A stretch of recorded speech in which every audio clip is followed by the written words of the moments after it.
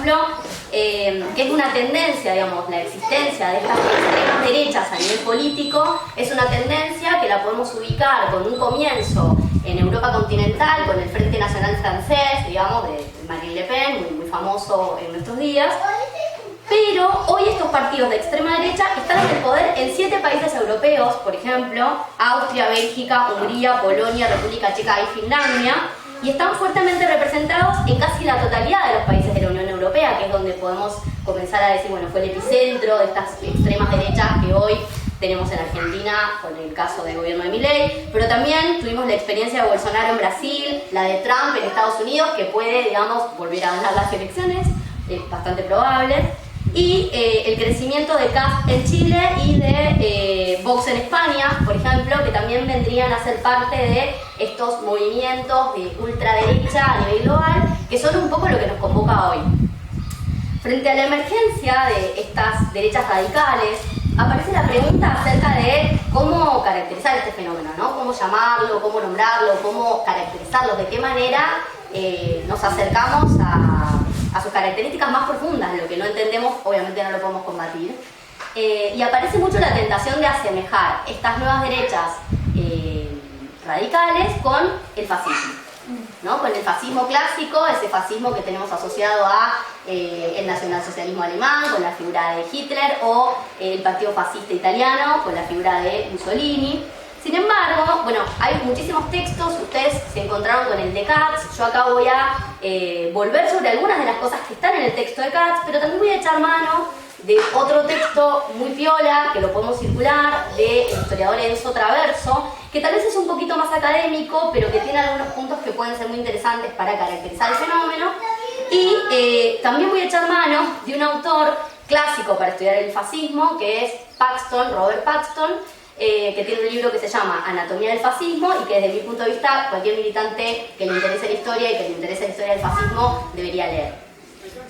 Estos son materiales que están a disposición, cuando quieran los podemos girar.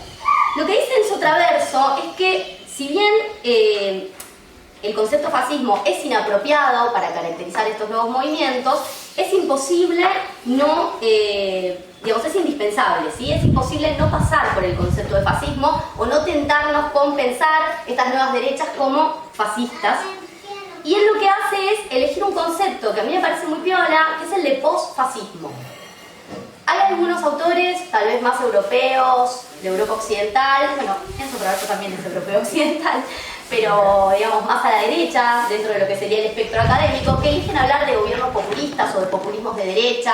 Nosotros vamos a descartar ese concepto por no parecernos adecuados, sobre todo para entender el fenómeno en las periferias. Esto un poco lo dice Katz en su texto, para quienes lo leyeron, lo venimos charlando un poco para no estar tan nerviosas en el trayecto con la lluvia.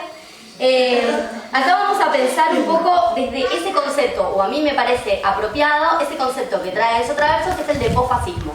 Posfascismo porque cronológicamente es otro momento histórico, los fascismos se ubican entre la década del 20 y la década del 30 y hasta más o menos el inicio de la Segunda Guerra Mundial, en realidad la finalización de la Segunda Guerra Mundial, que la podemos ubicar en el 45/46, por lo tanto no, digamos, cronológicamente estamos en otro momento y además estamos en otro contexto, ¿sí? Entonces, no podemos definir estas nuevas derechas radicales comparándolas con el fascismo, pero por otro lado no son algo totalmente distinto al fascismo, dice Enzo Traverso. Por lo tanto, tenemos que pensarlas como algo intermedio, como algo transicional. Esa categoría transicional es la categoría del posfascismo. A mí me pareció útil... ¿Voy muy rápido? ¿No? ¿Es aburrido? Bien. A mí me pareció útil pensar algunas características del fascismo tradicional y pensar un poco cuáles de esas características nos pueden ser útiles para pensar hoy estas nuevas derechas radicales. La primera de ellas es la crisis, ¿sí? La crisis, nuestra querida crisis, digamos, recurrente, que sabemos que en el capitalismo son algo cíclico, ¿no? Sabemos que el capitalismo nació en crisis y tiende, digamos, a las crisis económicas. Pero el capitalismo en la década del 30 tuvo una crisis muy profunda, que fue económica, pero que también fue una crisis institucional. Y en aquellos lugares en los cuales el fascismo logró llegar al gobierno, logró llegar al poder, que son las experiencias italiana y la experiencia alemana, fue porque hubo una parálisis institucional junto con una fuerte crisis económica, ¿sí? Entonces, hablar del ascenso de la derecha radical en el mundo entero no puede despegarse, por ejemplo, si hacemos un paralelismo, de la crisis económica del 2008, ¿no? Tenemos una crisis económica a nivel global, que en Argentina podemos comenzar a ubicar, digamos, sus coletazos y sus primeras marcas en nuestra vida cotidiana a partir del 2012, que es cuando comenzamos a ver que se agota el modelo kirchnerista, ¿no? Se agota ese superávit fiscal y comercial, la situación económica que permitía, digamos, a partir de la gestión económica de ciertas variables, tener una calidad de vida por encima de los niveles que por ahí los trabajadores habían tenido, sobre todo en la segunda parte de los 90 y en los primeros años de los 2000, digamos. Y actualmente podemos decir que hay otra similitud que es evidente con el fascismo, que es la ausencia de un orden internacional, dice Enzo Traverso, ¿sí? La ausencia de un orden internacional es una marca de época y también fue una característica propia de los años previos al ascenso de los fascismos. Las sucesivas oleadas concéntricas de la crisis económica que promueven paquetes de austeridad para Europa, pero también para la periferia, y que se sienten obviamente mucho más en la periferia, que tiene mucho menos colchón, digamos. La ausencia de ese orden internacional hace emerger la demanda de liderazgos fuertes, ¿no? Por ejemplo, en los casos europeos, eso claramente es algo que aparece. Y en los años 30, como hoy, esa crisis económica alimenta el ascenso del nacionalismo. En los casos europeos es muy clara el ímpetu por salirse de la Unión Europea, por ejemplo, ¿no? De algunos gobiernos muy nacionalistas. Pienso el caso de Giorgia Meloni, ¿no? En Italia, digamos, que es como actualmente la voz cantante más anti-Unión Europea desde un nacionalismo más fuerte. Y esto tiene un poco, en el caso actual, un epicentro en esa crisis del 2008, pero esa es una crisis que viene luego de la existencia de gobiernos que Nancy Fraser llama neoliberalismos progresistas, ¿sí? Ese neoliberalismo progresista que combina políticas económicas regresivas y liberalizantes a nivel global con políticas de reconocimiento aparentemente progresistas, ¿sí? El multiculturalismo, ambientalismo, pinkwashing, derechos de las mujeres y LGBT. Sin embargo, el avance de la mercantilización de la vida, el avance de la acumulación por desposesión, ¿sí? Después, si quieren, podemos explicarla, pero no me voy a detener porque si no, no terminamos nunca más. El fascismo italiano, su escenario previo fue, por ejemplo, la Gran Guerra, pero también fue la Revolución Rusa, y eso es una distinción, va a decir, por ejemplo, Claudio Katz, entre los posfascismos o estas nuevas derechas radicales y los fascismos, ¿verdad? No tenemos una situación revolucionaria, no hay una amenaza de revolución en los países en donde las extremas derechas ascienden.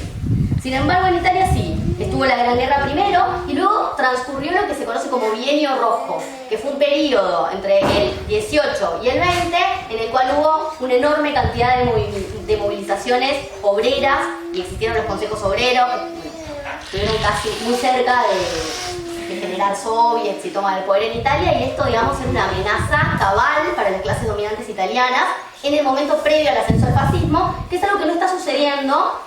Repito, lo dice Katz, lo dice Enzo Traverso, y podemos estar sumamente de acuerdo, no hay una amenaza revolucionaria en aquellos países donde ascienden estas derechas radicales.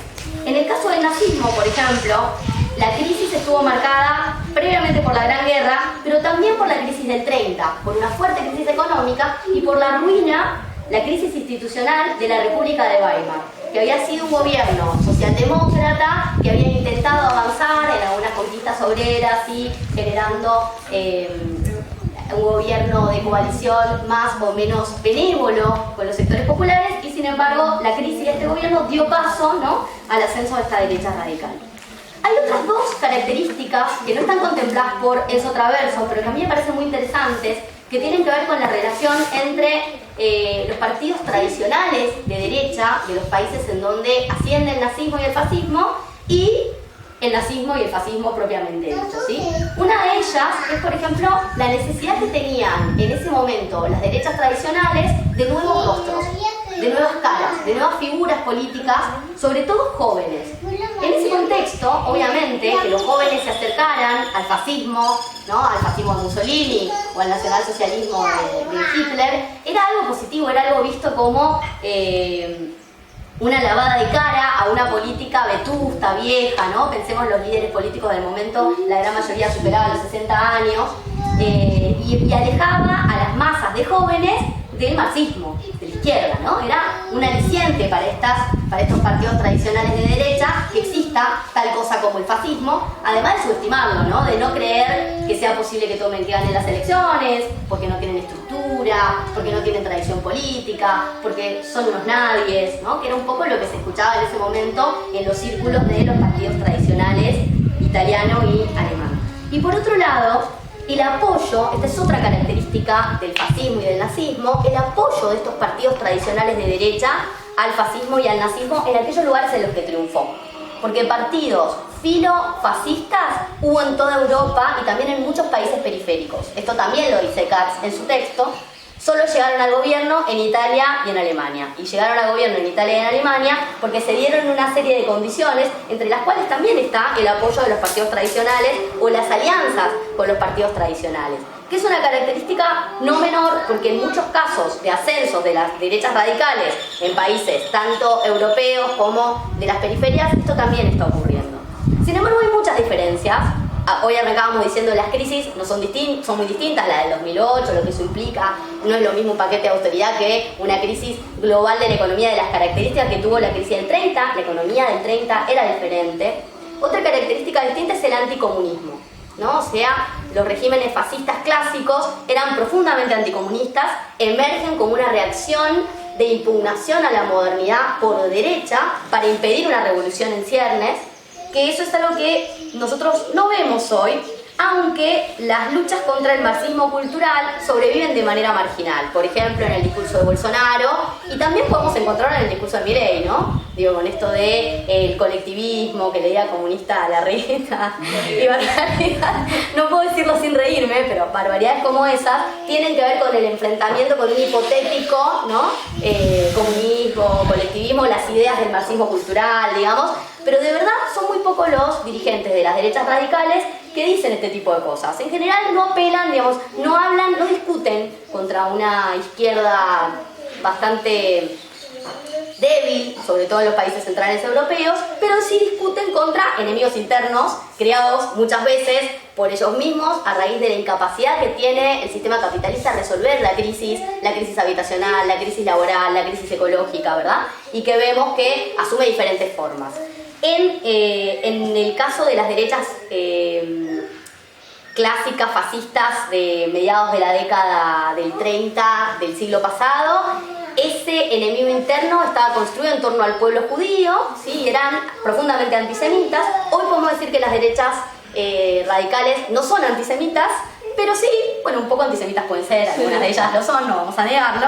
Pero sí son muy racistas, ¿sí? Y construyen ese enemigo interno en Europa principalmente a través de la xenofobia y en algunos países periféricos principalmente a través de la figura de el inmigrante, el negro, el vago, el que participa de los movimientos sociales, ¿no? Hay una construcción ahí que además es profundamente racista, porque bueno, hay una serie de cuadrantes, ¿no? Que hacen que justamente la persona migrante además es una persona pobre y generalmente racializada. Entonces hay una matriz racista de estos movimientos que no son anticomunistas como antes, salvo algún trasnochado tipo Bolsonaro y Milei.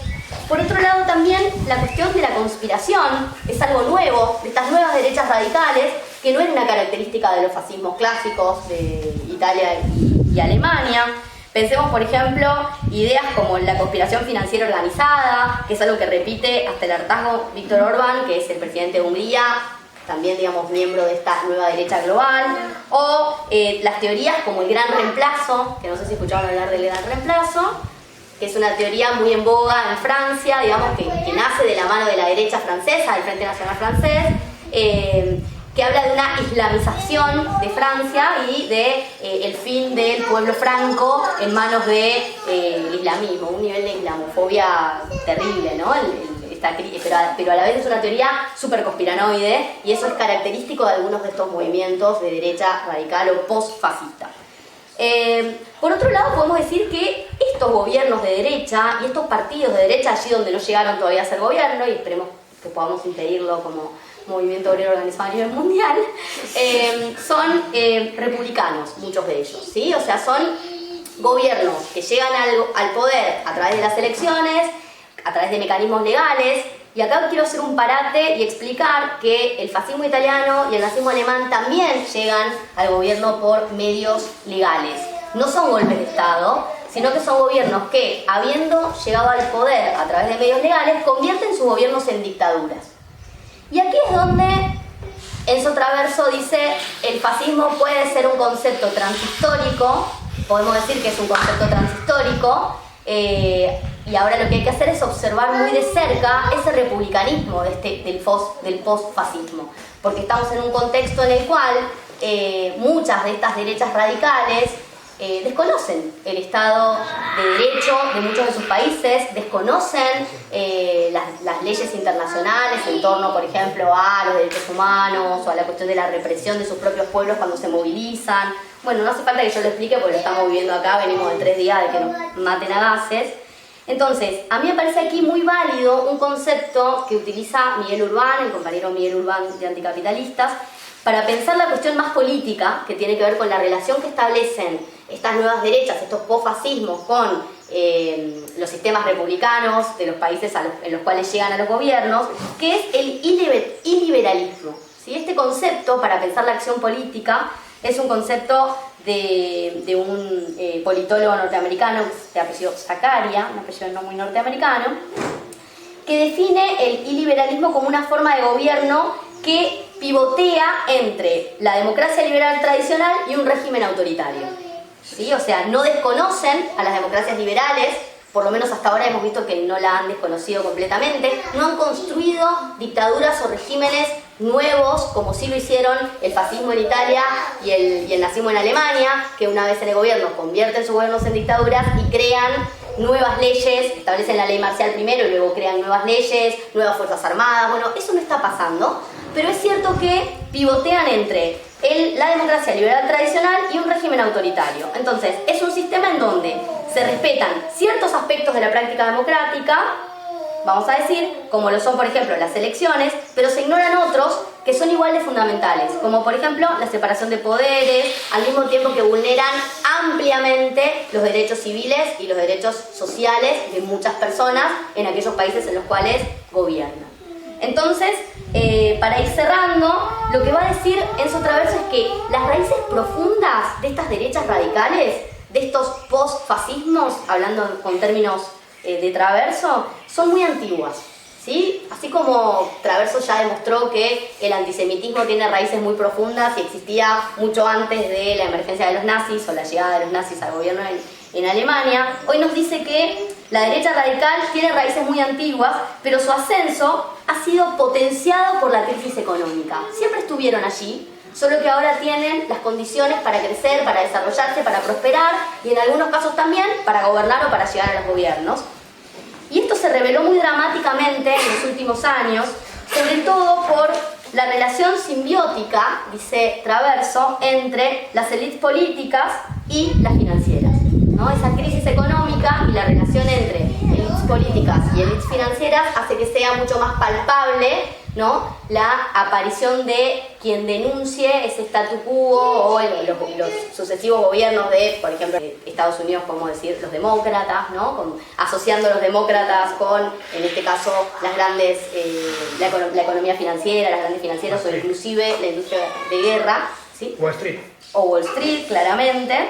Entonces, a diferencia de los partidos socialdemócratas, como de las derechas tradicionales, ellos van a encarnar una simbiosis política y económica fuertemente radical, tanto en la Unión Europea como fuera de la Unión Europea. Ahora, las élites tradicionales no son una alternativa al ascenso del posfascismo, básicamente porque son su causa principal, ¿sí? Entonces, si nosotros entendemos que las raíces de estas derechas radicales, de estos posfascismos, están justamente en ese neoliberalismo progresista, dice Enzo Traverso, vamos a poder comprender, bueno, Enzo Traverso no utiliza el término neoliberalismo progresista, lo digo yo, pero vamos a poder entender que la respuesta a estos posfascismos nunca pueden ser de las élites tradicionales o de los partidos tradicionales, ni de derechas ni progresistas en ningún lugar del mundo, sino que tienen que estar en otro lado, o sea, por aquí. Y estamos frente a un momento donde nos damos cuenta de que los recursos naturales son limitados y que si seguimos de este modo estamos haciendo mierda el planeta y que estamos convirtiendo al planeta Tierra en un lugar inhabitable. Hay muestras de eso por el calentamiento global y que también hay una certeza de que somos una generación que va a vivir peor de cómo vivieron las generaciones anteriores, en términos de calor, en términos de inundaciones. Bueno, podríamos seguir desglosando un montón de estos aspectos, ¿no? Y principalmente también hay un problema, digamos, teniendo en cuenta de que los recursos naturales son limitados, porque no existe tampoco una perspectiva del reparto. O sea, nos imaginamos antes el fin del mundo antes del fin del capitalismo, ¿verdad? El segundo factor tiene que ver con los avances tecnológicos que vivimos en los últimos años, que nos hacen imposible pensar cómo van a ser los próximos 5 o 10 años, ¿no? Vivimos en un mundo muy acelerado, la manera en la que nosotros consumimos cultura no es la misma a la que consume Emiliano, por ejemplo. O sea, es tan distinta la manera de percibir el mundo que nos cuesta pensar realmente cómo va a ser el mundo en el futuro por lo acelerado que provoca la tecnología, el aceleramiento que provoca la tecnología.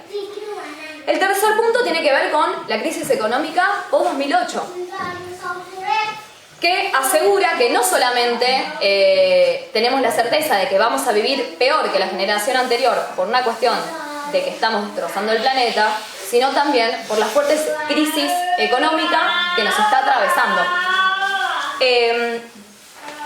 Y es en este marco, digamos, donde la derecha amplía sus políticas de austeridad, ¿no? Hay un sentido común de que los recursos son limitados y que no hay para todos, ¿no? Educación pública muy lindo, pero alguien la tiene que pagar, ¿no? Como esta subjetividad que atraviesa nuestro contexto. Y que esta crisis de escasez se da también con esto de que no hay para todos, y que se caracteriza ese no hay para todos. Entonces lo que tenemos que hacer es pensar cómo hacer para repartir, quiénes son los que sí tienen que tener, quiénes son los que no tienen que tener, en vez de cuestionar por qué es que los recursos son limitados. Ante este panorama hay una crisis muy fuerte de lo que implican las instituciones también. Hay una certeza o un imaginario que tiene que ver con que el Estado no funciona, con que el Estado es inoperante, con que las escuelas se caen a pedazos, con que los hospitales no dan abasto para atender a toda la cantidad de gente, con que estudiar una carrera universitaria, terciaria, etcétera, o sea, tener estudios ya no te garantiza un trabajo ni poder pagar un alquiler, incluso para quienes hacen el esfuerzo de terminar sus estudios y consiguen entrar al mercado laboral, muchas veces también son precarizados por el mismo Estado, con los contratos laborales precarios y todo lo que ya conocemos. Entonces, hay una crisis de la institucionalidad, también por una fuerte denuncia a que los estados son corruptos, y esta crítica es por derecha. No es una crítica por izquierda, como hace muchas veces el movimiento feminista, de pensar cuáles son las luchas que tenemos que dar dentro del Estado y fuera del Estado, sino que es una crítica por derecha de que, como el Estado no funciona, lo colectivo no funciona, la organización colectiva no funciona. Y que las instituciones colectivas tampoco, la policía no te cuida. Entonces es lo que invita a pensar muchas veces al votante o a las personas que se sientan identificadas por las expresiones de derecha a pensarse por fuera de los marcos del Estado. Esta subjetividad también es una especie de crítica sistémica, crítica a que el Estado no puede ser de esta manera. Y a todo esto también se asume y se da por sentado, con esta crisis de escasez, que hay gente que a este sistema le sobra. Entonces hay personas que sobran. Entonces, Lo que nos preguntamos, y lo que se pregunta también Miguel Urbán en la nota, que nos invita a pensar como izquierdas, es si todo esto sucede, ¿por qué es que la salida ante esta crisis y este contexto que estamos analizando, por qué la salida es por derecha y no por izquierda? ¿Qué está pasando con los espacios de izquierda? ¿Qué está pasando con las narrativas de izquierda? ¿Qué está pasando con nuestras organizaciones? Y lo que va a plantear tiene que ver con que la izquierda también tiene una fuerte incapacidad para pensar un futuro. Principalmente por la derrota que sufrimos a nivel político, electoral y cultural.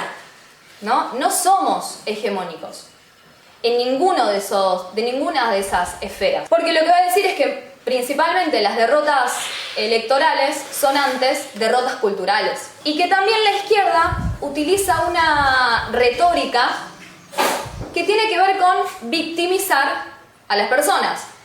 Te están saqueando, la derecha te roba, es injusto lo que está pasando, caracterizando al votante como la víctima de este sistema, invitándose a organizar, pero de una perspectiva de mirá cómo te están permanentemente como cagando, ¿no? Diciéndolo mal y pronto.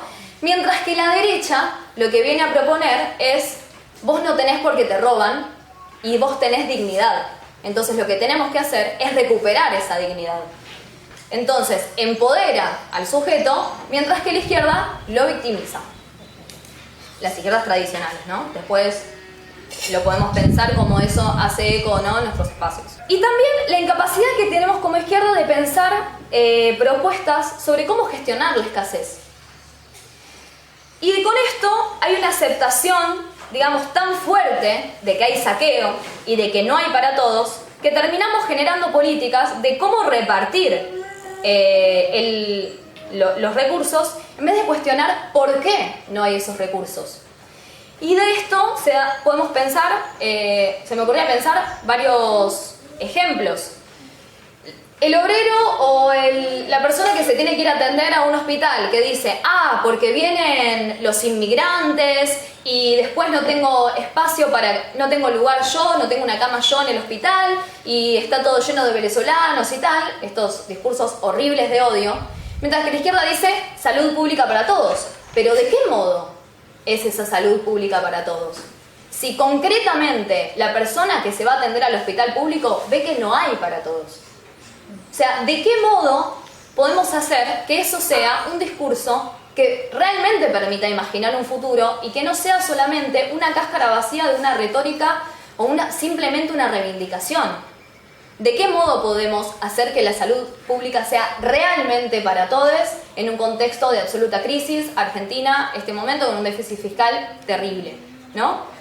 Y sobre la importancia de volver a retomar por qué no hay, por qué, y de meterse más profundamente con las problemáticas y de llevar a fondo esas problemáticas y no solamente consignas pegadas en carteles. La misma cuestión con los migrantes, pensaba, por ejemplo, yo milité mucho tiempo en el movimiento estudiantil y me encontraba militando más en contra del filtro a las personas migrantes en la universidad, y muchas personas terminaban diciendo, bueno, pero si hay pocos cupos en la universidad, yo quiero que los cupos sean para las personas argentinas, o sea, está bien.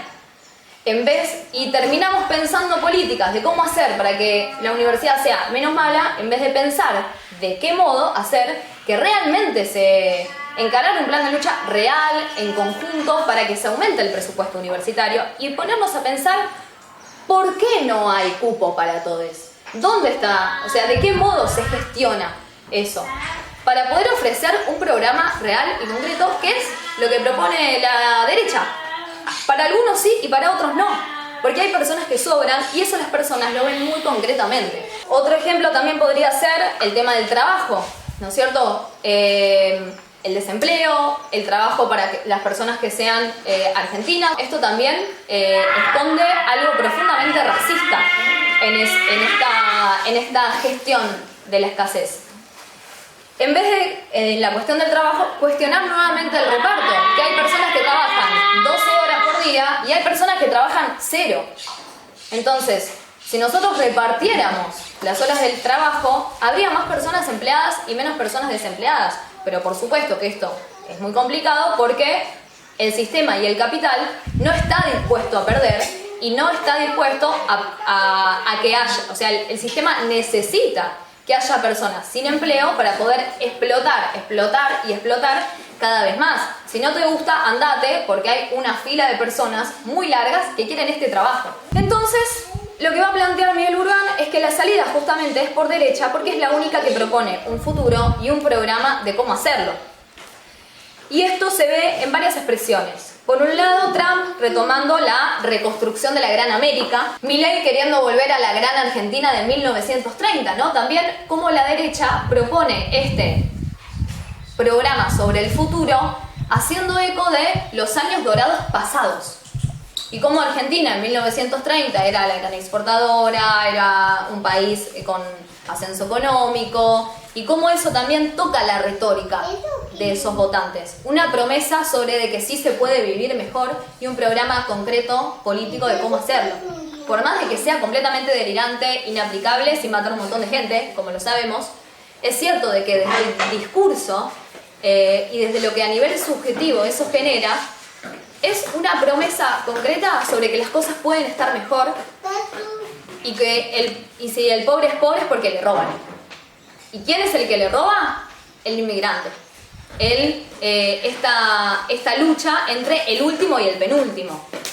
Porque esta lógica también de pensar un futuro haciendo eco en los años anteriores, en los años dorados, construye esta lógica de la lucha entre el último y el penúltimo, ¿no es cierto? Como está roto el ascensor social, como hay una crisis institucional tan fuerte que no nos permite pensar que si trabajamos vamos a vivir mejor, la clase media ya no aspira a ser clase alta, sino a no ser clase obrera. Y que la clase obrera no aspira a no ser clase media, sino a no ser el inmigrante que vende con una manta y es vendedor ambulante. Como permanentemente está esa mirada hacia el que está atrás de mí, hacia atrás de mí, debajo de mí. Y esto también nos invita a pensar a cuál es la propuesta que tenemos que generar desde las izquierdas. ¿Es también volver al pasado? ¿Es también retomar las organizaciones que existían acá en los 60, en los 70?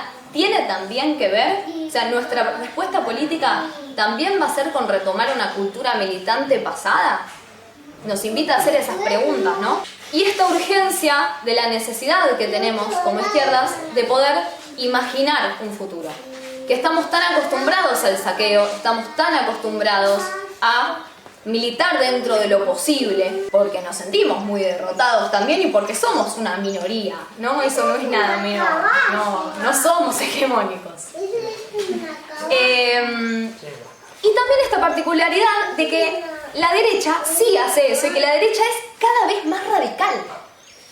O sea, el DNU de Milei, o sea, el hecho incluso de construir un muro gigante que separe Estados Unidos de México, digamos, la derecha, las ultraderechas van a proponer estas políticas radicales, mientras que las izquierdas siguen con bueno, no saquemos este comunicado, pero no digamos tanto esto porque capaz que esta persona no, o que esté Massa porque va a poder negociar, o como esta invitación a la moderación de los progresismos y de las izquierdas, mientras que la ultraderecha avanza radicalmente y de pronto dice un tipo que habla con su perro y igual es electo, ¿no? Como y la radicalización de lo que implicó el discurso sobre la dolarización, ¿no?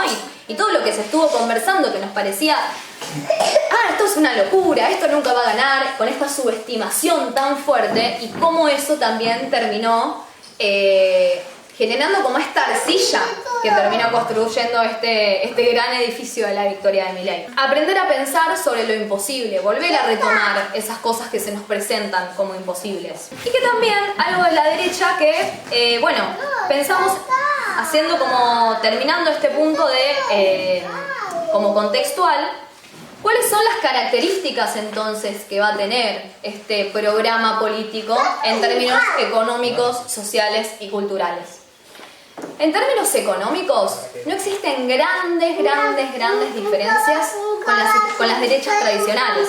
Proponen la mercantilización de la vida, la hiperexplotación laboral para defender las ganancias del capital, la privatización de los recursos naturales en todo lo que implica a los países de la periferia, la explotación, el aumento de el financiamiento a las Fuerzas Armadas, porque por supuesto que no se puede gestionar la escasez y generar esta política de reparto sin reprimir a todas estas personas que a este sistema le sobran, ¿no? Entonces, el papel del aumento del presupuesto en las Fuerzas Armadas y la capacitación de las Fuerzas Armadas es algo que ocupa un lugar central. Y esta diferencia, digamos, que va a haber entre los países periféricos, que van a estar siempre al servicio del primer mundo, mientras que los países del primer mundo van a tratar de retomar algo de la soberanía nacional, aunque finalmente termine generando lo contrario, ¿no? Pero ese es como el imaginario. Y son estados, digamos, absolutamente autoritarios y punitivos. En términos de lo cultural, se montan principalmente sobre la frustración provocada por la crisis que ya describimos.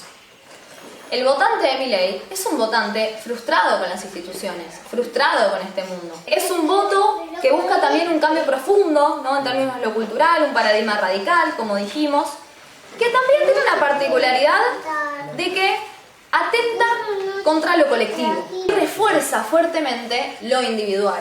Esta idea de que si vos no puede ser que las personas se rompan el lomo trabajando y no puedan satisfacer sus necesidades básicas, ¿no? Como esta idea de que cada uno se tiene que salvar solo, ¿no?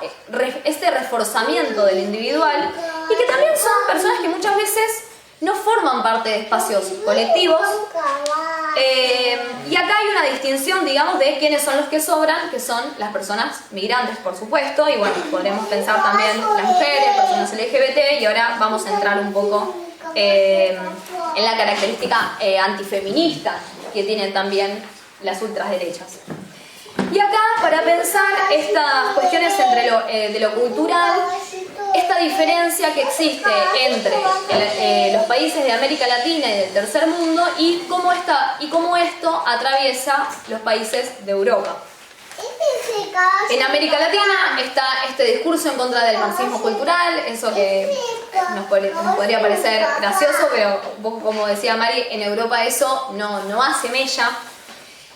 Mientras que en América Latina la lucha, digamos, esta lógica del enemigo interno va bien, tiene un carácter profundamente racista, entendiéndolo como algo interseccional. En Europa es bien fuerte islamofóbico, ¿no? Hay un gran rechazo a lo islamofóbico. Podemos pensar, por ejemplo, el eco que hubo alrededor de la guerra de Ucrania y la guerra en Palestina, ¿no? ¿Cuáles son las buenas víctimas y cómo los estados fueron desarrollando políticas de estado de atender a los refugiados de Ucrania, que son pobres niños rubios y blancos, y toda la política de odio y de austeridad que genera a las personas árabes, ¿no es cierto? ¿Cuáles son las víctimas que importan y las víctimas que no importan? Ahí también. En América Latina vienen a representar como estas personas del bien, ¿no? Bueno, sin ir más lejos, Milei con su llamado a retomar la Argentina de los argentinos del bien. ¿Y quiénes son estos argentinos del bien? Son aquellos que no se sienten beneficiados por el Estado, los que dicen, a mí el Estado nunca me dio nada, los que no se sienten parte de los espacios colectivos, los que tal vez atravesaron su vida en educación privada y pública, educación y salud privada, o quienes les hubiera gustado hacerlo. A mí me pasa, trabajando en una escuela secundaria en Constitución, que muchos de los pibes ahí decían, yo si pudiera ir a la escuela privada, iría, pero mis viejos no tienen para pagarlo. Como no solamente quien pasó su vida por ámbitos privados y no sienten que los espacios estatales o los espacios que nos encuentran dentro de una dinámica colectiva los albergan, sino también quienes desearían ser parte de eso. Esto explica también este supuesto, bueno, supuesto no, como esto explica también por qué caló tanto en la juventud el mileísmo, ¿no? Como, ¿qué tiene para ofrecerle el kirchnerismo a un adolescente que vivió la mayor parte de su secundaria y hoy día está tratando de ingresar a la universidad y que no paró de ver cómo la escuela pública se deterioraba, y no paraba de deteriorarse. Cómo esta crisis institucional termina erosionando la potencia que tienen los espacios públicos. Y también cómo el kirchnerismo se encargó muy claramente de poder limitar esas luchas, ¿no? De defender, pero hasta ahí. De luchar, pero hasta ahí. Como de movilizar, pero hasta ahí. Si está Macri, vamos, pero si gobernamos nosotros, no vamos. Por más de que haya desaparecido Santiago Maldonado y todo, hay que cuidar los votos, ¿no? Me pasaba militando en la universidad, yendo a la movilización por Santiago Maldonado, muchos compañeros no yendo por miedo a la represión, diciendo porque mañana hay que votar. Ahí podríamos pensar también cómo existe este agotamiento de los proyectos colectivos. Y de este modo también cómo se va produciendo como una fragmentación de la clase trabajadora. Esta lógica del enemigo interno. Y acá hay algo, digamos, que nos queda un poco trunco si no pensamos qué es lo que sucede con la derecha, las ultraderechas en contra del feminismo, ¿no? ¿Qué es lo que pasa ahí? Que ahí ya estoy abordando la nota de Judith Cantreras, que acá hace una distinción, ¿no? Bueno, no todas las ultraderechas tienen la misma política frente al feminismo, y es importante que como movimiento feminista no los centremos dentro de la misma bolsa, porque es importante poder generar como distintas caracterizaciones sobre qué están atacando y quiénes son los que están atacando también el movimiento y por qué. Estadísticamente, la mayoría de los votantes de Milei son hombres. ¿Y esto cómo se explica? Va a decir, digamos, que hay distintas expresiones. Y lo va a dividir, por un lado, en lo que es la política de la ultraderecha, bien antifeminista. Por otro lado, la política que es lo que va a definir como el femonacionalismo. ¿Qué es el antifeminismo? Bueno, ya lo sabemos, ¿no?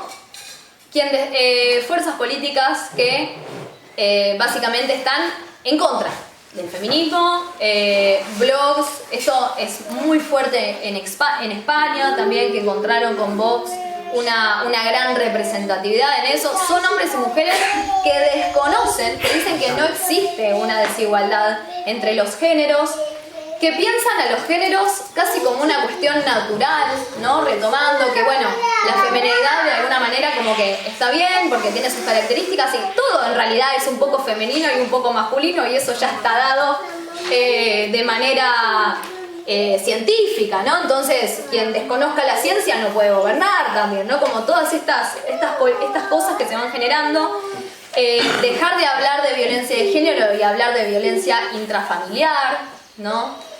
Ni hablar de la desaparición total del debate sobre la carátula femicidios, desconociendo la división sexual del trabajo, también entendiendo que naturalmente algunos géneros son como mejores para unas tareas que para las otras y está bien que así sea.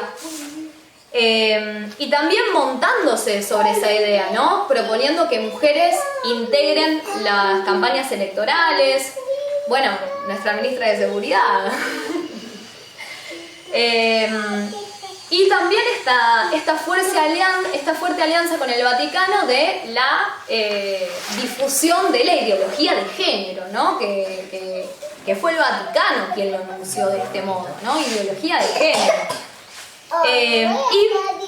El antifeminismo está muy fuerte en contra de los derechos sexuales y de las diversidades. Es principalmente heterosexual, ¿no? Cis heterosexual. Mientras que el femonacionalismo va a tener otras características y va a estar más anclado en las mujeres que se sienten amenazadas en sus derechos frente a las personas de clase obrera o migrantes.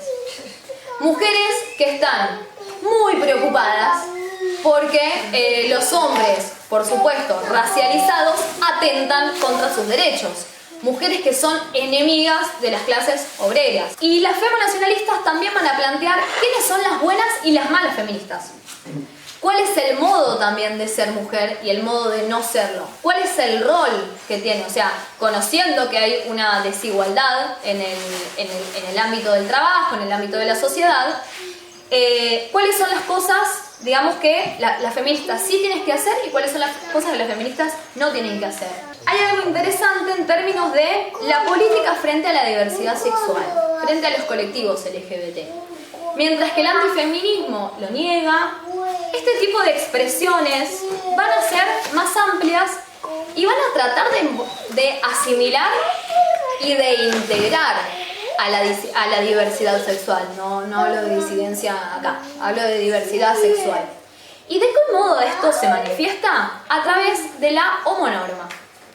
¿De qué modo está bien ser gay? ¿De qué modo está bien ser lesbiana? Y cómo también las instituciones fueron integrando eso.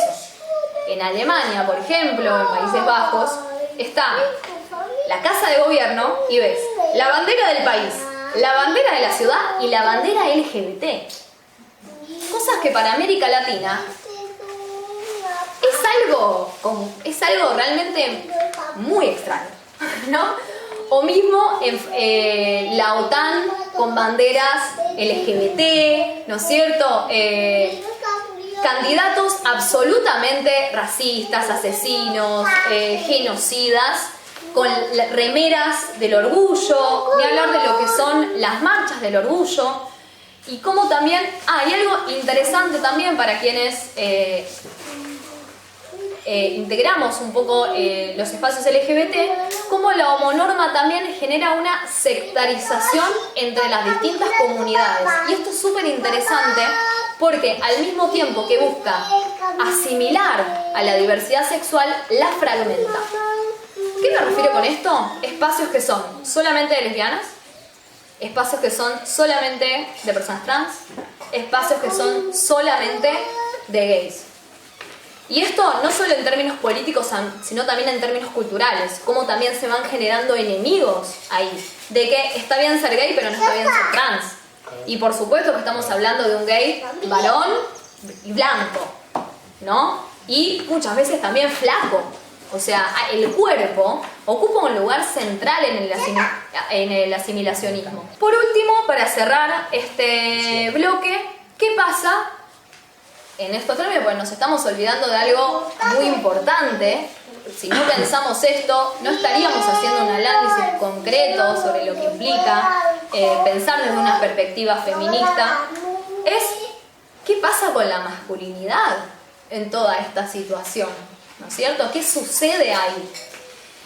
¿Por qué? ¿Cómo podemos explicar esto? ¿Qué es lo que les está pasando también a las masculinidades en todo esto? Porque no están exentas de toda esta situación porque son parte de la sociedad y son la mayoría de los votantes de la derecha, ¿no es cierto? O sea, sería limitado solamente pensar en las mujeres y la diversidad sexual. ¿Qué pasa con las masculinidades? Y lo que va a plantear es que con esta crisis institucional, económica, con esta falta de futuro tan fuerte, hay una pérdida de lo que implica ser varón. Hay una pérdida de lo que implica la identidad que por años se construyó alrededor de lo que es una figura masculina. Una figura de o macho proveedor, que puedo tener dinero, que puedo estudiar, ganarme la vida, pagar un alquiler, comprarme un auto, irme de vacaciones, etcétera, como comprarme cosas y tal, y como con las políticas de austeridad y la gran crisis económica eso no está, entonces ¿quién mierda soy? ¿No? ¿Quién soy? O sea, si no soy todo esto de lo que me dijeron ser varón, ¿quién soy? Y generalmente, como existen muy pocos espacios colectivos de masculinidad, estas cuestiones se viven en una absoluta individualidad. No es casualidad que haya tantas personas deprimidas alrededor de todo lo que implica la derecha y que la mayoría son hombres, porque el feminismo ha tenido algunas victorias que nos dieron oxígeno. El feminismo ha tenido, desde que nos sentimos parte del movimiento, hemos tenido esa inyección cada tanto de vitalidad que implica el movimiento feminista. Por más de que seas una feminista de redes sociales, vos ves un panuelazo en otro país y eso te la sube. te haya pasado lo que te haya pasado, porque hemos logrado la solidaridad internacional, porque hemos logrado deconstruir un montón de cosas, porque hemos logrado generar espacios colectivos que nos hicieron repensar y además hemos logrado en Argentina autocriticar a nuestro propio movimiento, ¿no? Con este cambio de nombre de lo que fue el Encuentro Nacional de Mujeres a lo que implica la potencia que es en Argentina la alianza del movimiento feminista con los pueblos originarios. Hemos podido superar en ese sentido también. Obviamente que ellos, los que pensamos esto, no somos la mayoría del movimiento. Obviamente que el feminismo todavía en Argentina es súper blanco y todavía queda un montón. Pero en las marchas hay un montón de personas racializadas y en los encuentros y en general toda la potencia que implica feministas de Abya Yala, como hay un imaginario que nos permite estar ahí como dale. Mientras que ser varón implica no sufrir también, ¿no? Lo que implica la masculinidad hegemónica.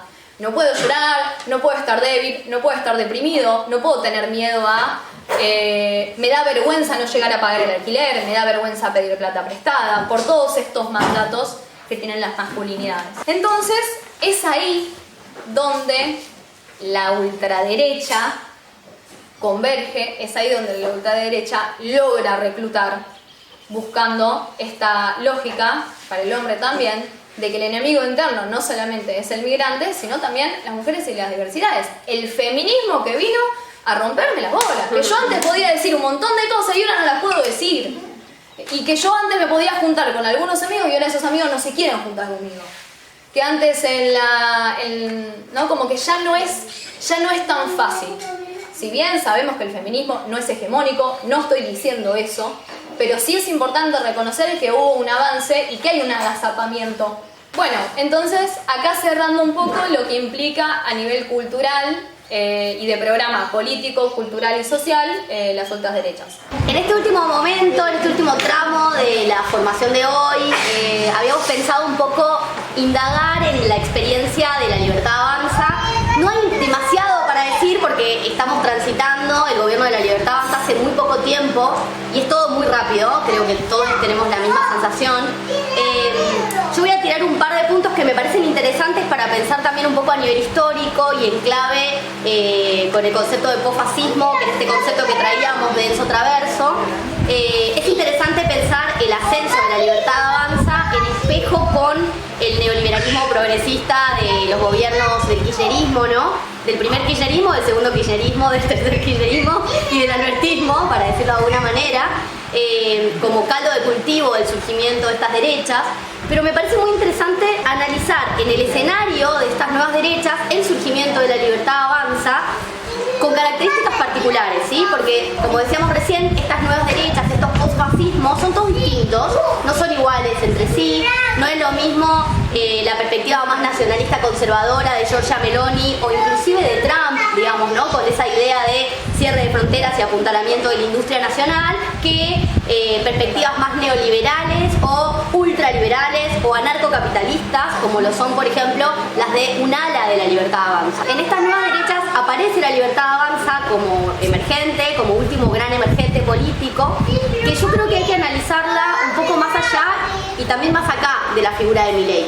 Creo que Milei interpretó una oscuridad, como dice Schmitt, ¿no? Logró interpretar una oscuridad, encontró, digamos, cómo canalizar esas frustraciones, esos deseos, esas voluntades truncadas a las cuales el neoliberalismo progresista no respondió, ¿no? O respondió por un tiempo, pero luego rápidamente el deterioro de sus condiciones de vida, en paralelo con un discurso que exaltaba las virtudes del Estado, que no estaba funcionando como se suponía que debía funcionar, implicó el apuntalamiento de la figura política de Milei. Convirtió de alguna manera esa frustración en esperanza, ¿no? Su figura como catalizador. Pero me parece más interesante ahora, que ya triunfó, que ya ganó las elecciones, pensar un poco más allá, ¿sí? La Libertad Avanza como armado político y también como un resultado del 2001.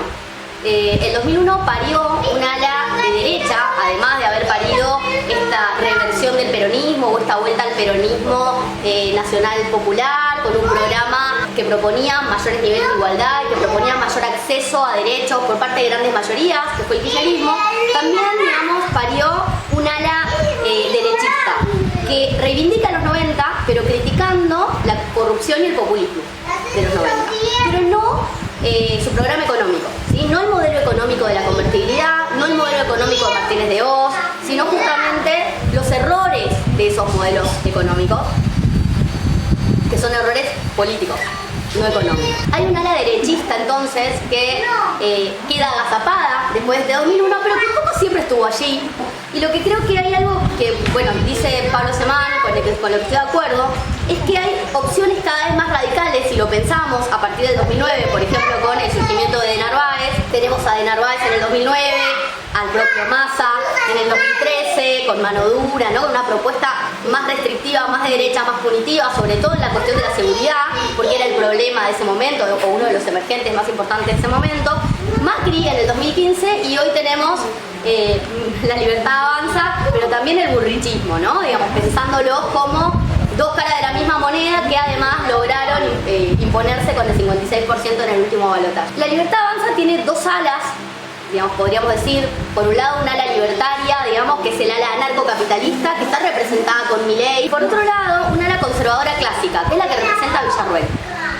Esas dos alas no tienen una convivencia de lo más pacífica en los últimos días, digamos. Creo que en el gobierno, digamos, la Libertad Avanza en el gobierno nos va a mostrar una versión que todavía con algún letargo se diferencia del Milei de campaña, pero que está empecinado en seguir explotando algunas de esas características que lo llevaron al gobierno y que tienen que ver con una combinación útil en términos electorales, pero muy peligrosa en términos de gobernabilidad, que es esa combinación entre nacionalismo y liberalismo, ¿verdad? O sea, nacionalismo en términos políticos con liberalismo en términos económicos, que en última instancia, digamos, si bien sabemos que las grandes burguesías del mundo han logrado generar este tipo de monstruos, en Argentina construir una hegemonía en un contexto de recesión y de fuerte crisis económica con estas dos alas es bastante complejo, digamos. Creo que eso se está viendo en alto, ¿sí? Creo que la Libertad Avanza fue muy hábil, o observamos que la Libertad Avanza fue muy hábil como aparato electoral, construyendo un pueblo, ¿sí? Que de alguna manera logró encarnar en una multiplicidad de sujetos.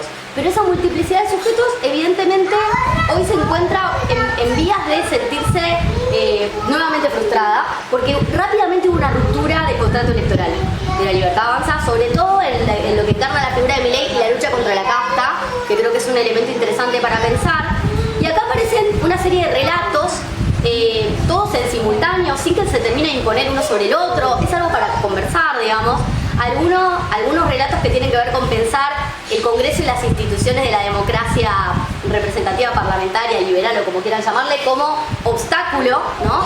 Y por otro lado esta idea de la cruzada contra el pasado, ¿no? Una cruzada contra esa Argentina que ya fue, esa Argentina a la que no queremos volver, digamos, que es una reedición de un poco el discurso de campaña, pero que aparece. Ahora la pregunta acá también es si serán suficientes estos relatos, ¿no? Si serán suficientes estos relatos para mantener a la gente en su casa mientras sus condiciones de vida se deterioran, no hay perspectiva de que mejore la masa salarial de las personas que vivimos nuestro trabajo en lo sucesivo, por lo menos en los próximos 6 o 7 meses, en relación a cómo crecen los precios, cómo crece el costo de vida. Y acá aparecen una serie de especulaciones que yo no las voy a hacer, que estaría en plenario, así que bueno, como dijo una filósofa contemporánea, lo dejo a su criterio, pero que tienen que ver con qué puede suceder de acá en más con esta especie de equilibrio de fuerzas en el Congreso que impide que se termine de imponer la ley ómnibus, pero que por otro lado permite que pasen inicialmente esas facultades especiales para mí, y lo que implica una mayoría, digamos, no bastante ajustada, pero que existe de hecho y que sí podría potencialmente votar pequeñas leyes en conjunto con el crecimiento de la represión de la manifestación callejera y de la lucha popular, y la persecución, ¿no? que nos prometen permanentemente a quienes estamos saliendo a luchar, porque hay una promesa de persecución, de extradición, sí, muchas de esas además están cumpliéndose. Así que bueno, la idea es pensar un poco, ahora nosotros trajimos algunas preguntas. La libertad avanza es parte de este fenómeno de las nuevas derechas globales, podemos decir, o el objetivo de este taller era que ustedes piensen a la libertad avanza en el escenario del surgimiento de un conjunto de derechas radicales o de post-fascismos, si queremos usar el término, a mí me gusta por lo menos, el de Enzo Traverso, pero con características particulares, ¿sí? Una característica particular de la libertad avanza es justamente, digamos, que su principal referente político es un anarcocapitalista, y que tiene un programa que no se distancia demasiado de la derecha clásica que vivimos con el macrismo, pero que sí propone, en términos al menos discursivos, un avance y en términos represivos también, un avance que hasta ahora desconocíamos, lo cual nos coloca en un campo de acción complejo y con un montón de desafíos para lo que se viene en un año, en 2, en 4, en 6 meses. Eso es lo que dejo a su criterio.